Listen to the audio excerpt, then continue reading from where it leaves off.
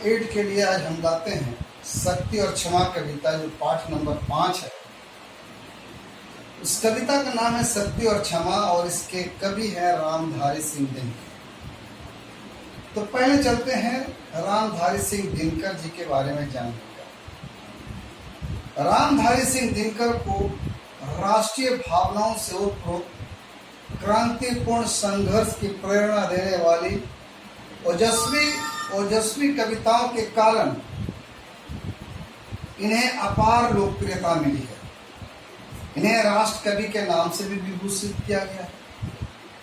इनका जन्म 23 सितंबर 1908 ईस्वी को सिमरिया जिला मुंगेर के एक सामान्य किसान रवि सिंह तथा उनकी पत्नी मनरूपी देवी के पुत्र के रूप में हुआ। उन्होंने पटना विश्वविद्यालय से इतिहास राजनीतिक विज्ञान में बीए किया। बीए के पश्चात एक विद्यालय में अध्यापक बन गए। 1934 से 1947 तक विभिन्न पदों पर कार्य किया। 1950 से 1952 तक मुजफ्फरपुर कॉलेज के हिंदी के विभाग अध्यक्ष भी रहे और भागलपुर विश्वविद्यालय के कुलपति भी बनाए गए। पद्म विभूषण, साहित्य अकादमी, ज्ञानपीठ का पुरस्कार भी मिला। 1952 में इन्होंने प्रथम संसद का सदस्य भी बनाए गए। इन्हें 12 वर्ष तक सांसद रहे और अप्रैल 24, 1974 में इनकी मृत्यु हुई। प्रस्तुत कविता के माध्यम से पहले मैं इस कविता का संपूर्ण भावार्थ बताऊं। यह कविता में उन्होंने कहा है कि भीम अपने बड़े भाई युधिष्ठिर को, जो कि बड़े नरम स्वभाव के हैं, उस नरम स्वभाव के लिए शिकायत कर रहे हैं और कह रहे हैं कि कैसे विनम्र स्वभाव के कारण उनकी छवि एक कायर की भांति बन चुकी है, कायर पुरुष की भांति बन चुकी है। वो समझाने के प्रयास करते हैं कि रामायण से वो लेते हैं कि राम जब समुद्र से रास्ता देने की प्रार्थना कर रहे थे तो समुद्र ने एक ना सुनी।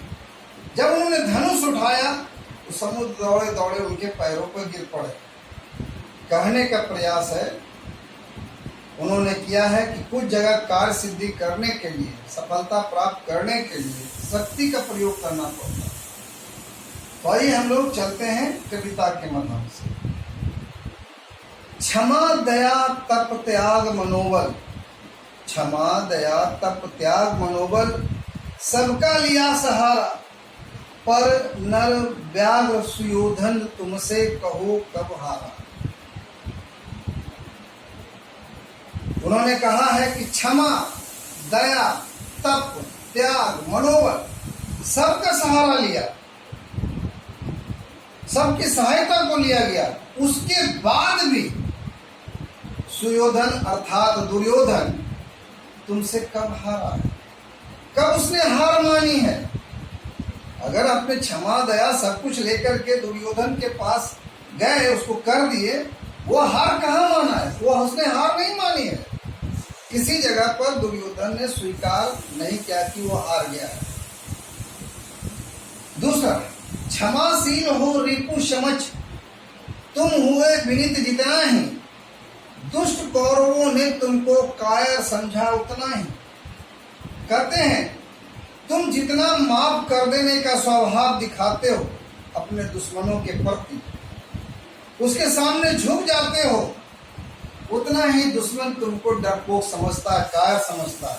अर्थात तुम इतना क्षमाशील भी हो, कौरवों के प्रति क्षमा करते जा रहे हो, लेकिन दुष्ट कौरवों ने तुमको हमेशा कायर समझा, अर्थात डरपोक समझा है।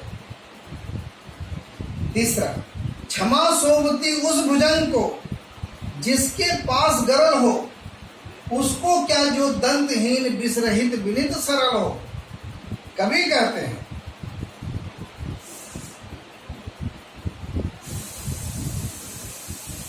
कि किसी को माफ करना केवल उसी सांप को शोभा देता है, यहाँ तुलनात्मक किया गया है, जिसके पास जहर हो। वो सांप क्या, जिसके पास जहर है ही नहीं है, वो माफ क्या करेगा? उस सांप जिसके पास दांत है ही नहीं, वो क्या माफ करेगा? वो हर एक के लिए झुकता रहेगा। अर्थात कभी फिर कहते हैं, क्षमा उस सांप को शोभा देता है जिसमें विष होता हो। नहीं, जो दंतहीन है, जो बिना दांत वाला है, विष रहित, जिसमें विष ना हो, अर्थात सरल स्वभाव का जो होता है, उससे वो क्षमा क्या चाहते हो? कभी संदेश देना चाहते हैं जो पहले ही दुर्बल हो, कमजोर हो, उसे क्षमा शोभा नहीं देता है।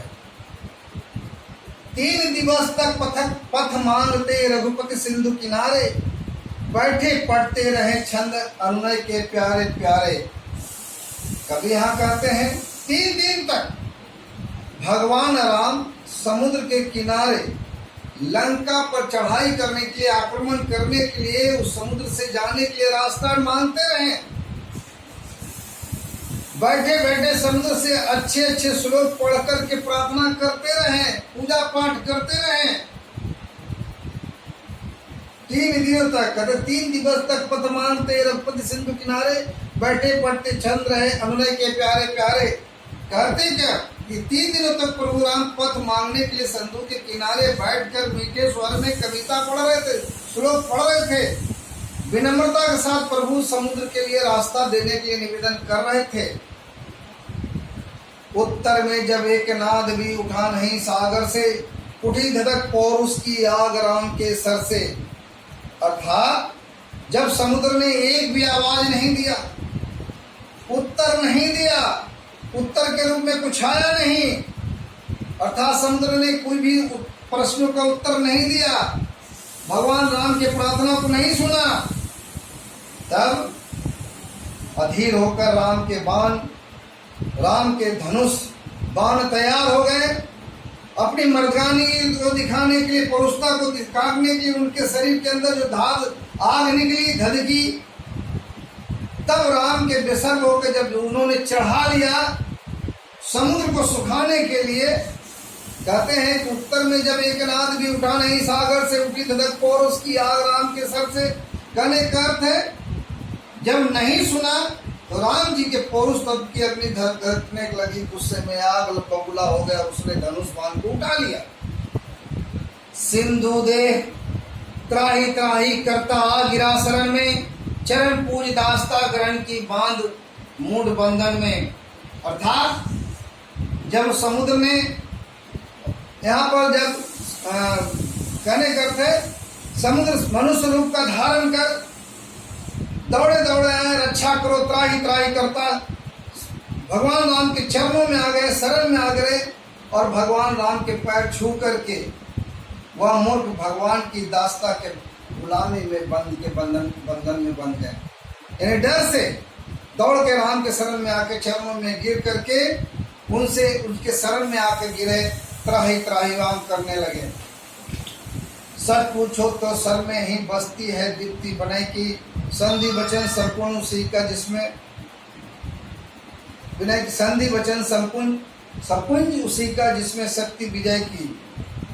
कहते क्या, सच कहूं विनम्रता की चमक वान में ही बसती है, राजनीतिक मित्रता की बातें केवल उसके ही मानने योग्य हैं जिसमें जितने की ताकत होती है।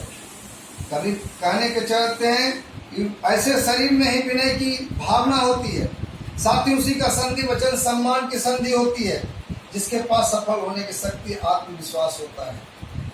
सहनशीलता क्षमा दया को तभी पूछता जग है, बल का दर्प चमकता उसके पीछे जब जगमग है। कहते हैं, कभी कहते हैं सहने की शक्ति, किसी को क्षमा करना, किसी पर दया करना, इन विशेषताओं को संसार तभी मानता है जब इनके पीछे शक्ति का घमंड या जगमगाता हो या दर्प चमकता हो। अर्थात कभी अंतिम क्षण में क्षमा दया को संसार तभी तक मानता है जब तक उसके पास अपने बल पर घमंड होता है। एक कविता का अर्थ था जो मैंने आपको बताया।